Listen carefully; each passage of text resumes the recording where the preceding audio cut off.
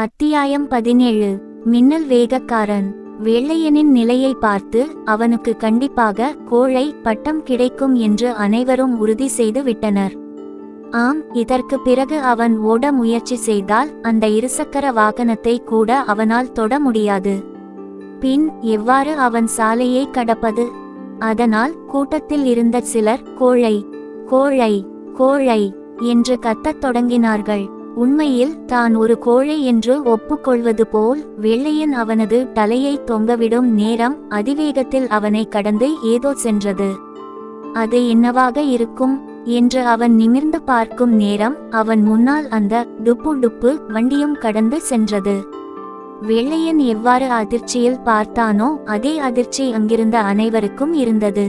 ஆம், அனைவரது மனதிலும் வெள்ளையனை கடந்து இருசக்கர வாகனத்தின் வேகத்தை விட அதிவேகத்தில் சாலையை கடந்தது யார் என்ற கேள்வி எழுந்தது. அந்த கேள்வி தான் அவர்களது அதிர்ச்சிக்கு காரணம்.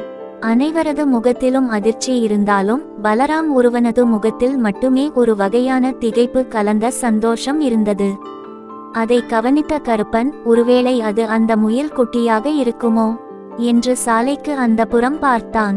அவனது கணிப்பு தவறாகவில்லை. ஆம், அது முயலோன் தான். இதோ எனது நண்பன் மயிலோன் சாலையை கடந்து அடுத்த சுற்றுக்கு தயாராகி விட்டான் என்று பலராம் அங்கே இருக்கும் அனைவருக்கும் கேட்கும்படி சத்தமாக கூறினான். கூறியது மட்டும் இல்லாமல் பூரிப்புடன் அங்கும் இங்கும் துள்ளி குதிக்கத் தொடங்கினான். மயிலோனா? யார் அது? நம் கூட்டத்தில் அப்படி ஒரு நாயா? அது குட்டி நாயா? பார்ப்பதற்கு நாய் மாதிரி இல்லையே. ஒருவேளை பூனையா? அது என்ன? யார் அந்த மின்னல் வேகக்காரன்? டுப்பு டுப்பு வண்டியை இத்தனை வேகத்தில் கடந்தது யார்? இவனது வேகம் இதுவரையிலும் எவரும் செல்லாத வேகம் என்று கூட்டத்திலிருந்த ஒவ்வொருவரும் ஒவ்வொரு விதமாக கேட்டுக்கொண்டே வயதான நாய் நிற்கும் வேப்பமரத்தினை நோக்கி வந்தார்கள். அனைவருக்கும் முன்பாக வயதான நாயின் அருகே வந்த பலராம், அது எனது நண்பன் தான். நீங்கள் நினைப்பது போல் அவன் நாயோ பூனையோ அல்ல. அவன் ஒரு முயல். அவன் பெயர் முயலோன். நாங்கள் அவனை மயிலோன் என்று தான் அழைப்போம். உண்மையில் அவன் மின்னல் வேகக்காரன் தான். எங்கள் கூட்டத்திலேயே அவன் தான் அதிவேகத்தில் ஓடுபவன் என்று கூறினான். என்ன, அது ஒரு முயலா? முயல் போட்டியில் கலந்து கொள்ளலாமா? யார் வேண்டுமென்றாலும் நம் போட்டியில் கலந்து கொள்ளலாமா? இல்லை, இது நாய்களுக்கு மட்டுமான போட்டி. ஆமாம், இங்கே வேறு உயிரினங்களுக்கு அனுமதி இல்லை. நாய்களின் கூட்டத்திற்கு நாய் தான் தலைமை தாங்க வேண்டும். ஆனால் நமது சட்டத்தில் அப்படி குறிப்பிடவில்லையே. ஆம், நமது சட்டத்தில் இந்த மரண விளையாட்டில் நாய்கள் மட்டும்தான் பங்கேற்க வேண்டும் என்று எதிலும் குறிப்பிடப்படவில்லை. அதற்காக எவர் வேண்டுமென்றாலும் இங்கே கலந்து கொள்ளலாமா? நாய்களை தவிர வேறு எவருக்கும் இந்த போட்டியில் அனுமதி இல்லை. ஒருவேளை அனுமதி இருந்தாலும் முன்னதாகவே தான் போட்டியில் கலந்து கொள்கிறேன் என்று சொல்லாமல் எவ்வாறு திடீரென்று கலந்து கொள்ள முடியும்? ஆமாம், இந்த வெற்றியை நாம் ஏற்றுக்கொள்ளக்கூடாது. ஆமாம் ஆமாம், இது வெள்ளையனுக்கான போட்டி என்று அங்கே கூடிய அனைவரும் ஒருவர் கருத்தை சொல்ல ஆரம்பித்தார்கள். எல்லோரும் சற்று அமைதியாக இருங்கள். முதலில் அது யார் என்று நாம் பார்க்கலாம் என்று வயதான நாய் கூறியதும் கூட்டத்தில் ஓரளவு அமைதி நிலவியது. யார் அது என்று வயதான நாய் கேட்கும் நேரம், மயிலோன், இங்கே வா. உன் வேகத்தை பார்த்து மெய் சிலிர்த்த இவர்களுக்கு உனது முகத்தை காட்டு என்று சத்தமாக பலராம் முயலோனை கூப்பிட்டான். சாலையின் அந்த புறம் இருக்கும் மறைவிடத்திலிருந்து மெல்ல முயலோன் வெளியே வந்தான். ஆமாம், அது ஒரு முயல். ஆமையிடம் தோற்று போன முயலுக்குள் இத்தனை வேகமா? ஆமையிடம் தோற்றாலும் மரண விளையாட்டில் வெற்றி பெற்றதே என்று நாய்கள் ஒன்றுக்கொன்று பேசத் தொடங்கும் நேரத்தில் சற்று அமைதியாக இருங்கள் என்று வயதான நாய் கூறியது. இப்பொழுது இங்கே என்ன செய்து கொண்டிருக்கிறீர்கள்? முதல் சுற்று முடிந்து விட்டது. முதல் சுற்றில் சாலையை கடந்த 3 பேர் தகுதி பெற்றுள்ளனர். 4வது ஒருவன் சாலையை கடக்கவில்லை. 5வது ஒருவன் கோழை பட்டத்தை பெற்றுவிட்டான். தகுதி பெற்ற மூவரில் யார் சிறந்தவர் என்பதை சோதிக்க 2வது சுற்று நடத்த வேண்டிய நேரம் வந்துவிட்டது. அதை பற்றி யோசிக்காமல் ஏதோ ஒரு வினோத ஜந்துவை பற்றி பேசிக் கொண்டிருக்கிறீர்கள். இவ்வாறு கூறியவாறு தனது 2 பாதுகாவலர்களுடன் அட்லஸ் அங்கே வந்தான். யாரை பார்த்து ஜந்து என்கிறாய் அவன் எனது நண்பன் என்று பலராம் அட்லஸை பார்த்து கோபத்தில் கேட்டதுமே அட்லஸின் அருகே இருந்த நாய் ஒன்று வேகமாக பலராமை கடிக்க வந்தது. சட்டென்று பலராமை பின்னுக்கு இழுத்து கருப்பன் அவனை காப்பாற்றினான். டேய் வீரா, சற்று நிதானமாக இரு. இந்த மரண விளையாட்டு முடிந்து யார் அடுத்த டைகர் என்பது தீர்மானிக்கப்பட்ட பிறகு நாம் இதை கவனத்தில் எடுத்துக்கொள்ளலாம். அதுவரையில் நமது கவனம் முழுக்க விளையாட்டில் மட்டுமே இருக்க வேண்டும் என்று பலராமை தாக்க வந்த நாயை பார்த்து அட்லஸ் கூறினான். அதே நேரம் கருப்பன் பலராமை பார்த்து, உன்னிடம் நான் எத்தனை முறை சொன்னாலும் உன் மண்டையில் நான் சொல்வது ஏறாதா? நான் உன்னை பின்னால் இழுக்கவில்லை என்றால் அவன் உன்னை கொன்று தின்றிருப்பான் என்று மெல்லிய குரலில் கூறினான். ஆனால் கருப்பனின் சொல்லுக்கு சற்று மதிப்பு கொடுக்காமல், எனது நண்பனும் இரண்டாவது சுற்றுக்கு தகுதி பெற்றிருக்கிறான். ஆம், இந்த போட்டிகளில் பங்கேற்க அவனுக்கும் உரிமை இருக்கிறது என்று பலராம் கூறியதும் மீண்டும் கருப்பன் பலராமை தன்வசம் இழுத்து, உன்னை இங்கே அழைத்து வந்தது நான். நீ இவ்வாறு பேசுவது எனக்கு துரோகம் செய்வதற்கு சமம் என்று கோபத்துடன் கூறினான். நமக்குள் நடக்கும் இந்த போட்டியில் கிளி மற்றும் முயலுக்கு என்ன வேலை? நாய்கள் மட்டுமே போட்டியில் பங்கேற்க வேண்டும். இந்த விளையாட்டை பார்ப்பதற்கு அனைவருக்கும் உரிமை உண்டு. இது பொதுவான விளையாட்டு. ஆனால் பார்ப்பதுடன் மட்டும் நிறுத்திக் கொள்ள வேண்டும். ஏன் தேவையில்லாமல் நமது விளையாட்டில் அவர்கள் தலையிடுகிறார்கள்?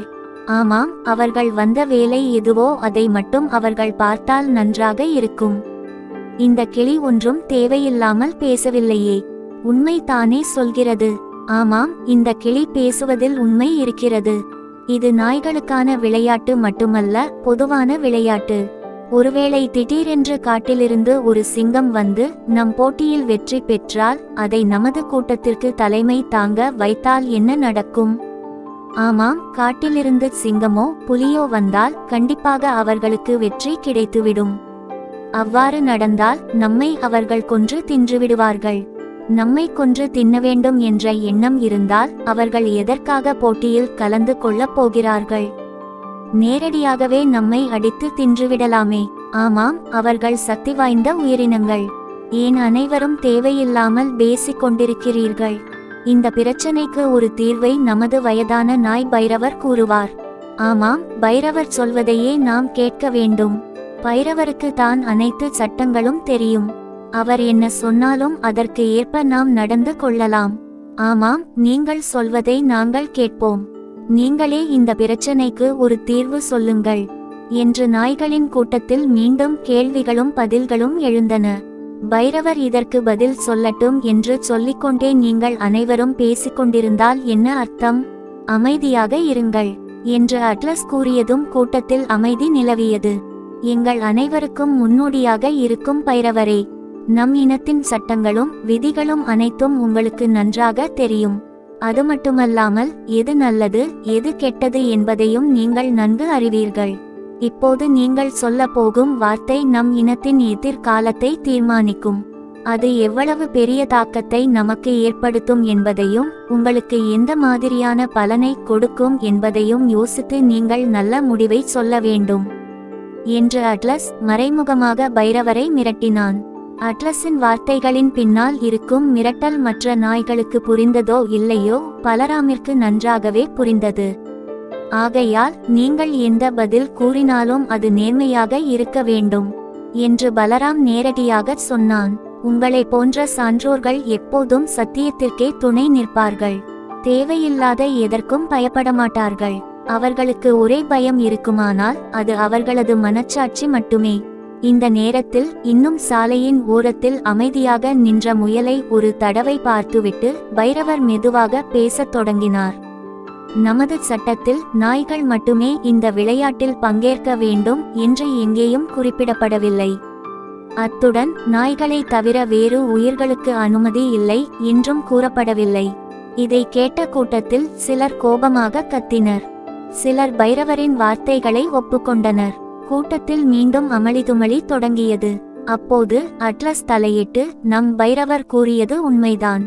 ஆனால் இந்த போட்டியில் நம் நகரத்து உயிர்கள் மட்டுமே பங்கேற்க முடியும் என்பதும் ஒரு நடைமுறையான சட்டம். இது நகர்பகுதிகளில் வாழும் நமக்காகவே நடத்தப்படும் போட்டி.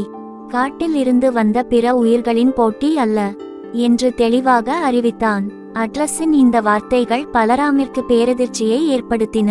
ஆமாம், அட்லஸ் சொல்வது உண்மைதான். இந்த போட்டி நகரத்தில் வாழும் நாய்களுக்கு மட்டுமே.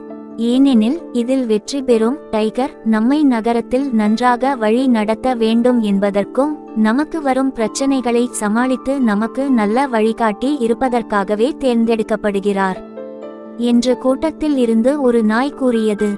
இதை கேட்டதும் பலராம் மேலும் மனம் உடைந்து போனான்.